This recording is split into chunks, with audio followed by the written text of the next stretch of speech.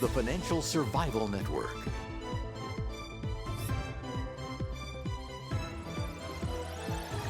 Now more than ever.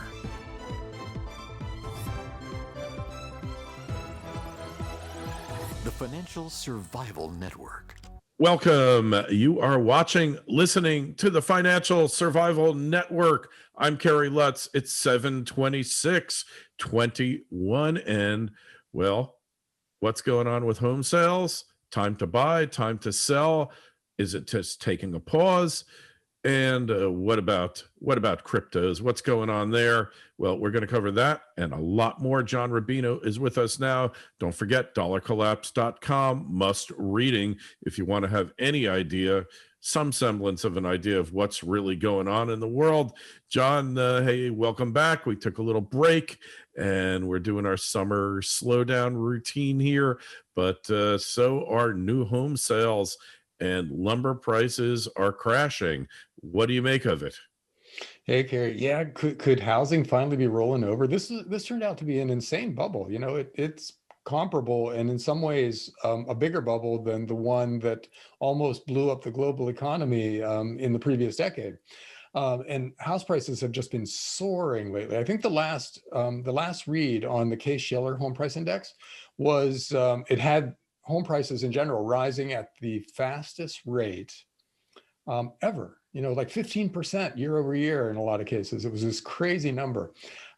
And because houses are already beyond the means of most Americans, that can't go on forever because once people can't afford to buy houses, they have to stop buying houses. And then the cycle turns down. And that's starting to look like what's happening now because new home sales just came out down 6% year over year. And the number of homes for sale is spiking now all of a sudden after years of really low inventory. So and lumber, like you said, is tanking. It's back down, well, basically wiped out all of its 2021 gains. And they were massive gains in the last couple of months. So all of a sudden, housing is an industry that is kind of in decline. That doesn't mean that you won't get a good price if you sell your house right now because prices aren't dropping. They're still insanely high. But it does mean that the trajectory of everything has rolled over and is now starting to trend down, which had to happen sooner or later. And the question is, does it matter to the overall economy? You know, housing is a really big part of the economy. So a crash makes a difference. It actually cuts the amount of growth that the economy is capable of, or puts us into a recession. It's not clear that that's what housing is going to do this time around, because so far the trend change has been pretty mild. But that it stops going up at all is a pretty big deal for the economy, because the Fed right now is starting to they've been talking about tapering, et cetera, for a while. And every time they actually put a date to it, the stock market tanks and forces them to back off. But this housing thing, if housing were to roll over, that might give the Fed some cover for not tapering. It might allow them to continue extreme ease for somewhat longer. And I don't know what any of that means, but it's just the dynamic out there now. And housing is now a big part of it. For sure. And if you look at the housing ETF, XHB, that's the spider, S&P Home Builders, it peaked. Well, we're looking at the past 6 months, but for practical purposes, past year, it peaked on May 3rd of this year at around 79. It's currently trading around 73.5. So it hasn't crashed, but certainly it's put in its high, could be its cycle high for that matter. Home builders, probably a good sector to avoid, at least until the uncertainty departs. But, I find it amazing is that lumber had more than quadrupled, and now it's back to its old price. And I guess if you live up in Canada, you're probably upset. If you're building a home and you haven't broken ground yet, you're probably thrilled, right? Yeah. A lot of people, actually, I was talking to a home builder, and I think I told this story maybe a month ago on your show, but he was telling me that they were as busy as they'd ever been 3 or 4 months ago. And then everybody started canceling projects because the price of lumber and a lot of other things pushed the ultimate cost of the house beyond the means of the people who were building it. Because they would have had to eat into their retirement savings to cover the overruns. So they just put everything on hold. So this guy, this home builder who had been really busy was all of a sudden a lot less busy building houses, but he was still spending all his time explaining the price increases to all his customers. So he wasn't a happy guy. So it could be that people like that are going to like this environment a lot more, because now home builders can go back to their clients and say, oh, by the way, framing the house is going to cost $10,000 less than we told you it would, that, which is way nicer than the opposite. So I think this will make life easier for home builders if demand continues. That's the thing, when prices are going down, that's usually because demand is dropping. So we'll see. I don't know. I have a couple short positions in some home builders, and so far they haven't worked out, but I still have high hopes that that this market will roll over enough to hurt the home builders and let my short positions go up.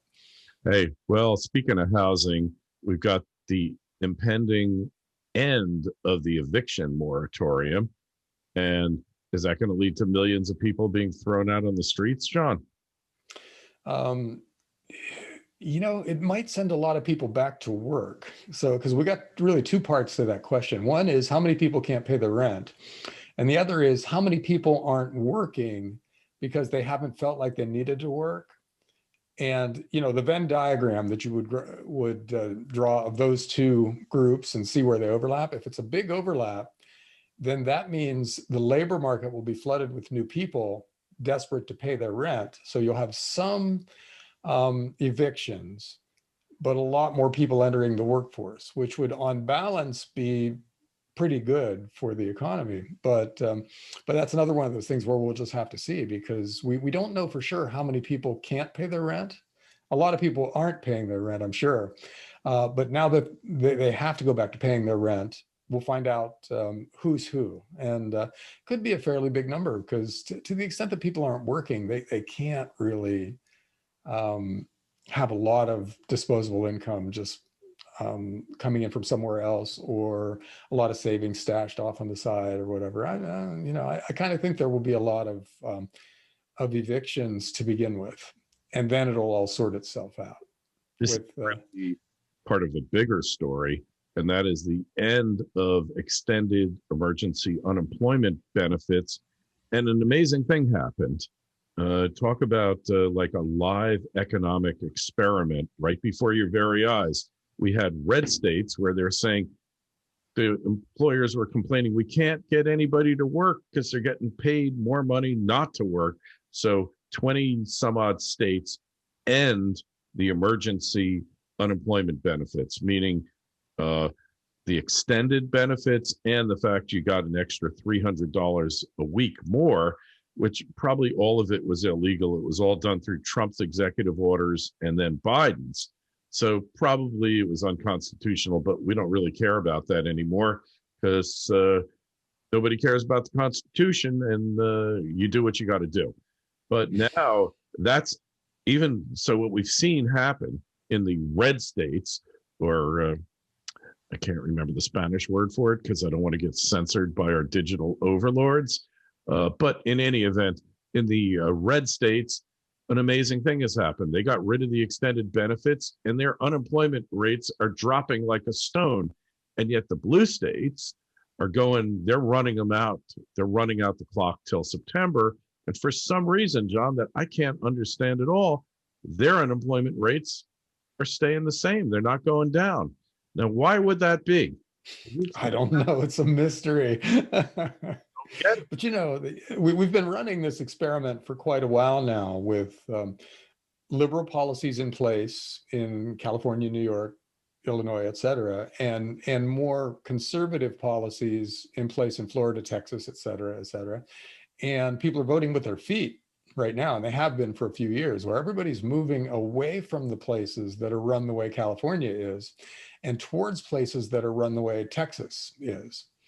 So that's interesting, and it'll be interesting to see what it leads to, because think about it, it's not going to make a place like California more sensible if all the sensible Californians move out, right? It would make them more I think crazy. that a long time ago, John. Yeah. So it could be that you know, the voting with the feet thing that we've got going on now actually polarizes the country more than you would think it would. You think it would homogenize the country, but it could be that the early effects are to make the differences between different governing philosophies out there even starker. You know, this weekend we had some friends from California, by the way, visiting, and oh my God, you know, they've got horror stories to tell and videos. You know, let me show you this video that my daughter took in this place, you know, and it's homeless encampments here and other really scary stuff going on over there. So yeah, it's it doesn't seem like the kind of thing that can continue as if it's as we're hearing that it is.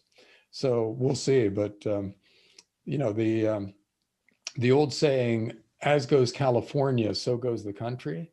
You got to hope that's not true this time. Yeah, it could be as good as Texas or as good as Florida, because it's booming here in Florida by any account. Now, how much longer that'll continue if there's a housing dump, I don't know. But certainly Texas is doing well. Florida's doing relatively well. And they're just leaving in droves from those blue states that their policies are failing. And so it's just interesting, though, to see it, the real live lab thing. Look, it's like people believe what they want to believe. I had somebody tell me the other day that Cuomo didn't kill all those people in the nursing homes, that it was all brought in by employees and visitors. And it's like, I said something, and then I said, this is a pointless conversation. There's nothing to be gained here. And if people want to be, you know, ignorant and blind, then so be it. That's the way it's going to be. Hey, so talking about ignorance and blind, we got to talk in a little bit of code here. There's a certain jab that is controversial among people in the country and the world. And we've got protests against the jab taking place, mass protests in Europe, like all over the place. And then in the U.S., they're thinking of a new face covering mandate that it's just not going to go in certain states here. It's just not going to be done, period. Yeah, this is interesting because they're talking about new face covering mandates for vaccinated people, not just for the unvaccinated, but for everybody. And I kind of think we're done with that in the U.S. You know, it really has the feel like of something that, you know, the lockdowns happened and everything. Now people are pretty much done, or at least a significant number of people are just not going to go back no matter what.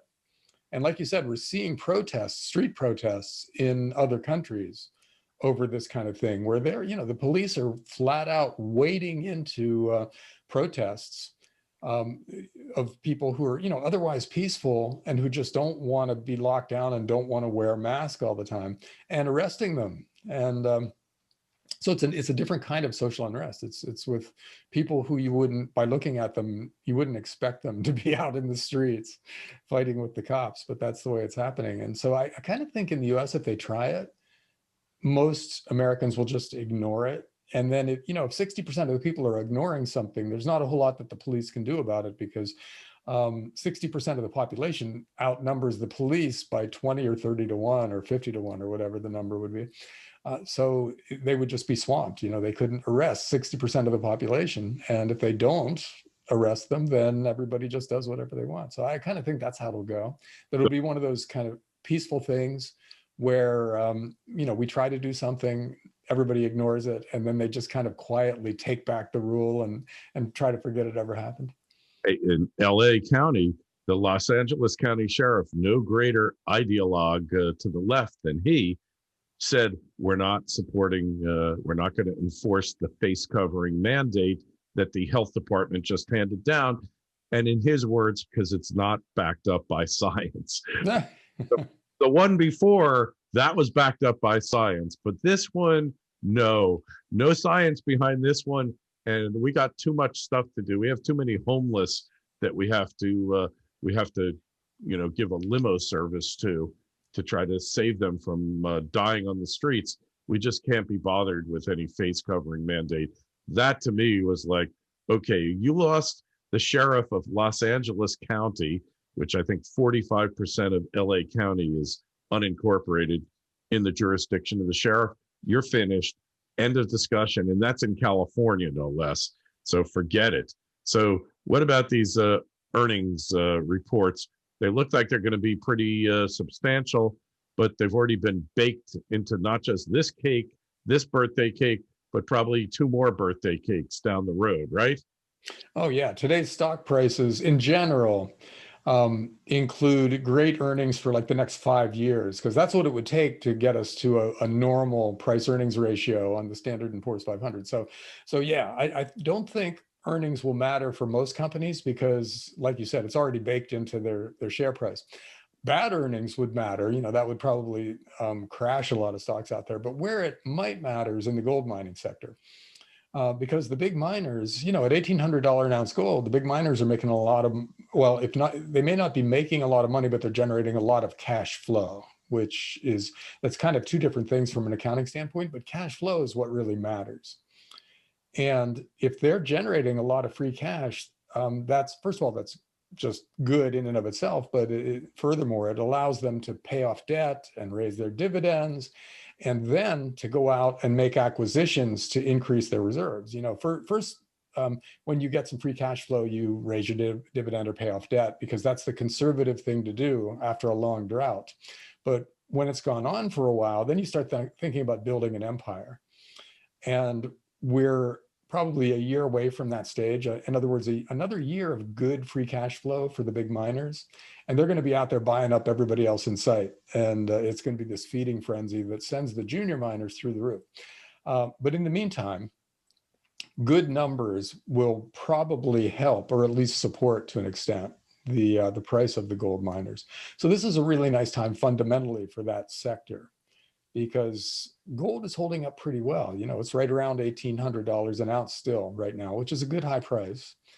And, with what we're going into, which is the best seasonal time for precious metals, and a really volatile time probably for financial assets, which will lead the Fed to promise QE to infinity. Pretty good time, for precious metals, and a very good time for the miners. So I think that the junior miners are just, in some cases, the really high quality junior miners are just such obvious buyout candidates that it's almost too easy right now. That's what it feels like. Some of these guys, they've already kind of outlined mines that would be attractive to the big miners. So all they have to do is wait now for the big miners to start feeling that new free cash burning a hole in their pockets and come a-calling. So I think the next year will be characterized by a lot of M&A action in the mining sector, with a lot of the big guys buying out a lot of the little guys at nice premiums. Yeah, I have no doubt that it's going to happen. And we're seeing buyouts. Intel just bought a big, huge one. You're starting to see the M&A pick up for sure. So it's just a matter of time. Hey, our commander-in-chief looks like his mental state, some people just discovered there might be an issue with his state of cognitive decline. I guess they just noticed. What happened? There's a comedian named Bill Maher. Oh yeah. Who, a while ago, when Biden first took office, he came out and he lamented the fact that comedians didn't have any as much material from Biden, because there was nothing you could make fun of him for, which just seemed like an outrageous statement then. And now, my God, but Biden is doing those things where he gets up and makes a little set speech, and then he kind of drifts off topic, and it's just word salad. It's a paragraph that makes absolutely no sense at all. So all of a sudden, people are starting to pick up on the fact that he's not completely there. He's not the Joe Biden of 20 years ago. Well, and wasn't all there either. Yeah, I mean, he was always kind of gaffe prone, but he was pretty sharp back in the day, where I mean, he could string a few sentences together that made some sense, even if we disagreed with his policies and stuff. But now, geez. So anyhow, it's coming to light. His poll numbers are dropping, and people are starting to say it publicly. You know, people are starting to make fun of Joe Biden's cognitive situation, and that's fairly new for us. I mean, towards the end of Ronald Reagan's second term, his age was really showing. You know, and we know now in retrospect that that was the early stages of Alzheimer's. But Joe Biden is really just starting. You know, he's in his first year, so it'll be interesting to see where this goes. All the people in Congress who've got cognitive issues, Nancy Pelosi for sure. You know, she's had them for quite some time, and a number of senators. You know, they're like, they really need to consider assisted living, because otherwise, if they all stick around there forever, you know, they might as well just turn the Capitol into an assisted living facility and let them stay there forever till they die. You know, as a Social Security recipient myself, I don't want to sound ageist, but why do we have 80-year-old Congress people? You know, because there are a lot of strong politicians in their 30s and 40s who really deserve a shot. And if you're going to be, you know, Nancy Pelosi in office for 30 years, how many potentially good Congress people never get the chance, right? And so we're not using our talent to the extent that we could be by letting these guys stick around for so long. You know, I don't know if there should be a mandatory retirement age, but some kind of term limits really make a lot of sense in public life. I mean, a lot of companies have term limits where you can't be the CEO of a company into your 90s in a lot of cases. Or a pilot, you know, pilots. Yeah. Got to quit at 65 in the U.S., but then they can fly private jets for a while, and they can fly overseas because they have a pilot shortage there. But I'll settle for not necessarily better politicians, just less worse. All right. If we could just get them not as bad. Well, because a lot of the bad comes from the fact that these guys have safe seats. It's like tenure if you're a teacher or a college professor or something, right? There's no longer any real need for you to excel because they're not going to get rid of you no matter what, you know, and you see a lot of that out there. You know, Nancy Pelosi, God, she's very good at raising money, but raising money is not really, I mean, it's part of the job, but it's not the job. You know, 70% of being a congressperson or a senator should be making good laws and building bridges and, you know, to people who disagree with you, stuff like that. You know, you should be out there being a statesman. And these guys have just devolved into money machines, basically. They raise money, they give it to people who then owe Nancy Pelosi a favor. And, you know, you're seeing that with AOC and the rest of the squad, right? Remember those bomb-throwing socialists that the Democrats elected? And now they've in one term just turned into your basic mainstream careerist Democrat. And I'm not just picking on Democrats. Republicans have the same problem. They've got a lot of people that have been there since we were in high school or college, at least. And, you know, I think you can make the case that it shouldn't be that way. We should find some way to generate a little churn, you know, so we get some new blood in there and get rid of the really, really old guys. Don't forget, when a congressman is done with their tenure in Congress, all the money left in their campaign funds, they get to keep. All right. Yeah. As if Nancy Pelosi needs more money, right? Because she's already doing insider trading, which we forgot to mention before. You know, she and her husband buy the stocks of the tech companies that Nancy Pelosi regulates right before the government makes a really positive announcement about that regulation. So they're making tens of millions of dollars with what is blatantly insider trading, and they're getting away with it. So that might be one way we get rid of them, is we put them in jail for committing the crimes that they're publicly committing. Now, there's a thought, but they don't seem to want to put anyone in jail. I don't want to get too into the health issues of the past year and a half. except to say that there's a certain doctor who was called out before the Senate and did not acquit himself well, as we might say in the law profession. In fact, he came out looking guilty as hell, John, and I don't want to mention his name because our digital overlords are there tracking everything we say. I mean, I've already got the Bezos security system set up. I should say the Bezos surveillance system set up in my new home. That's called Alexa. So between Alexa and all the other tech oligarchs, pretty soon I expect them to come to the house and just give me a permanent gag, so I can't say anything. But you know what I'm saying. That guy did not look good. He was caught with his hand in the cookie jar, and he was eviscerated by a certain libertarian-leaning senator. How's that for code?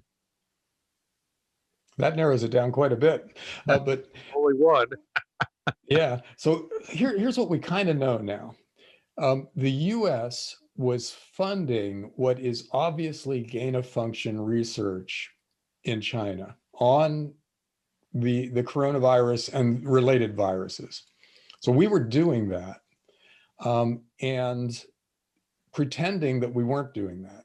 That unnamed doctor was just going before Congress and saying, no, we do not do that. We do not fund that. You don't know what you're talking about.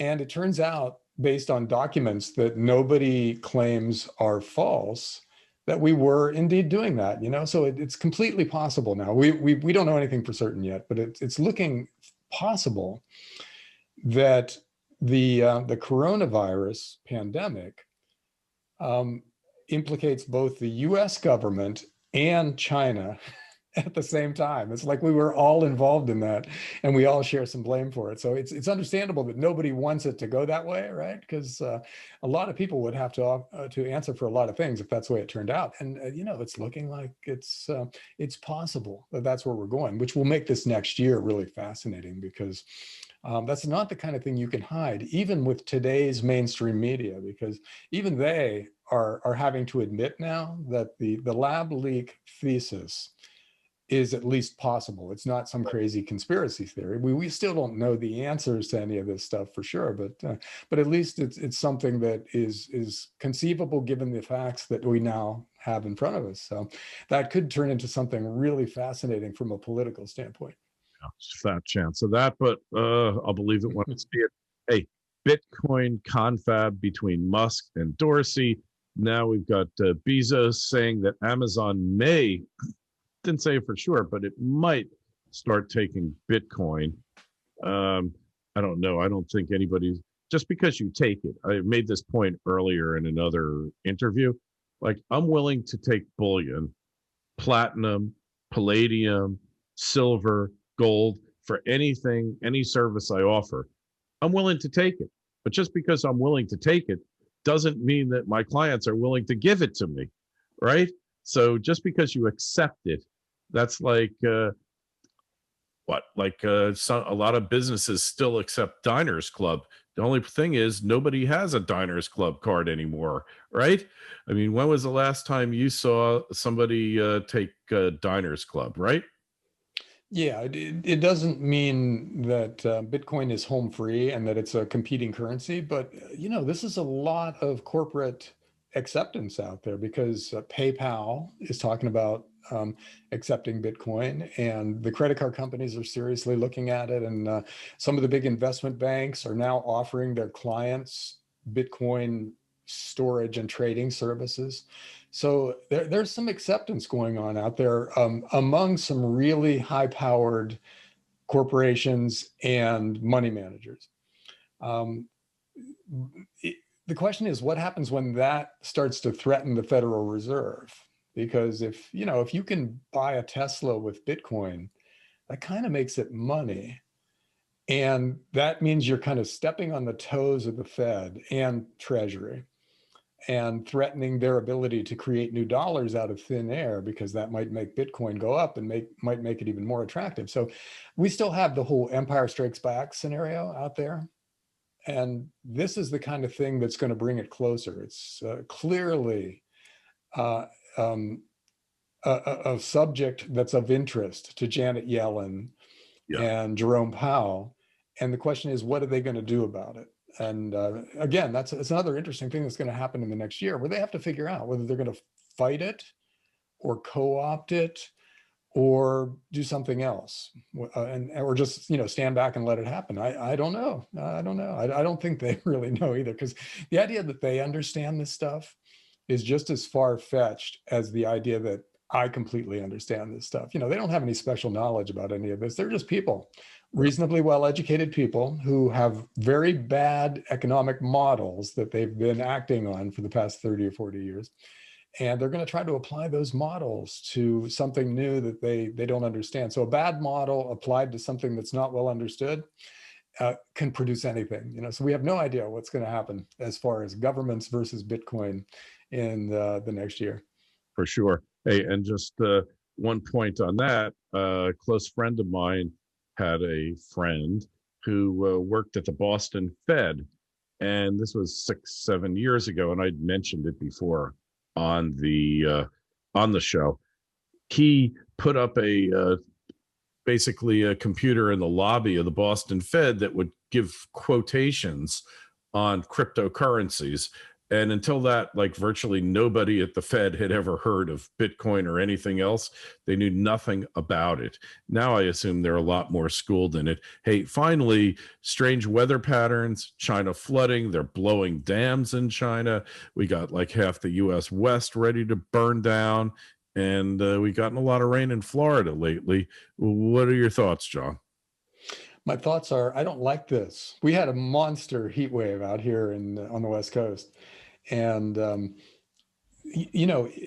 most of the Pacific Northwest doesn't get big forest fires because it's damp.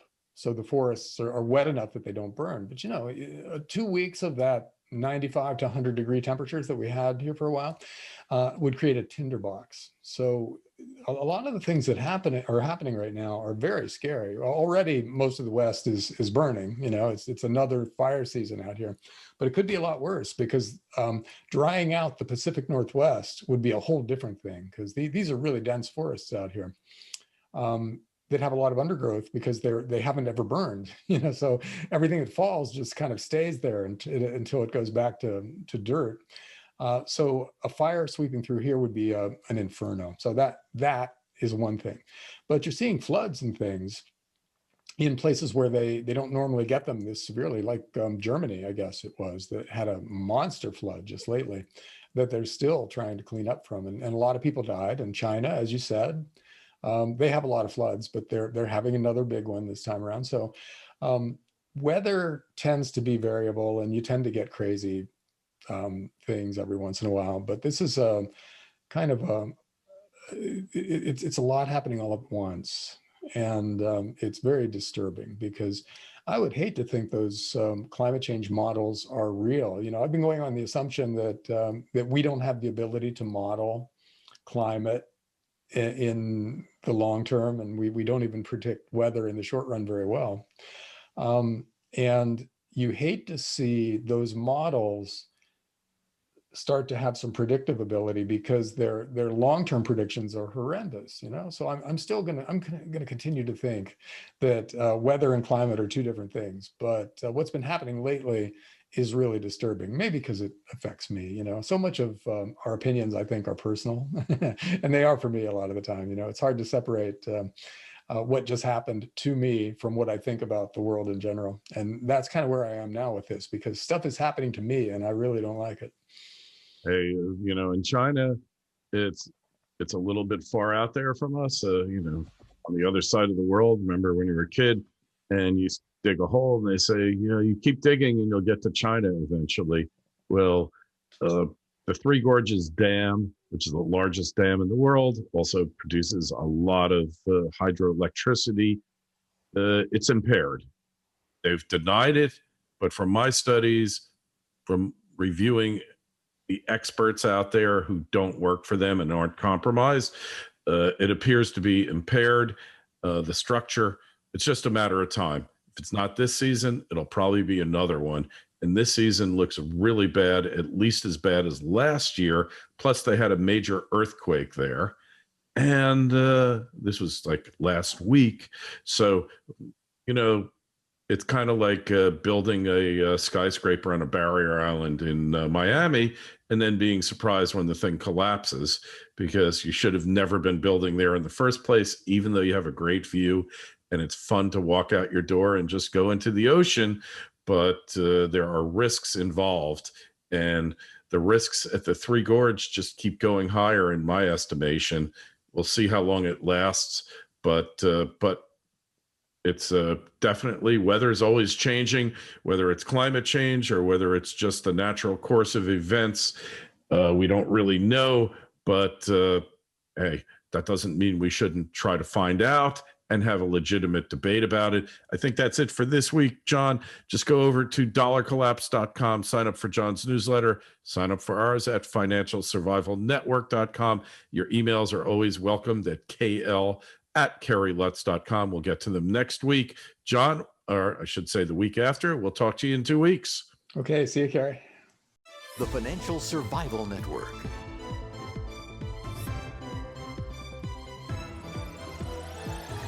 Now more than ever.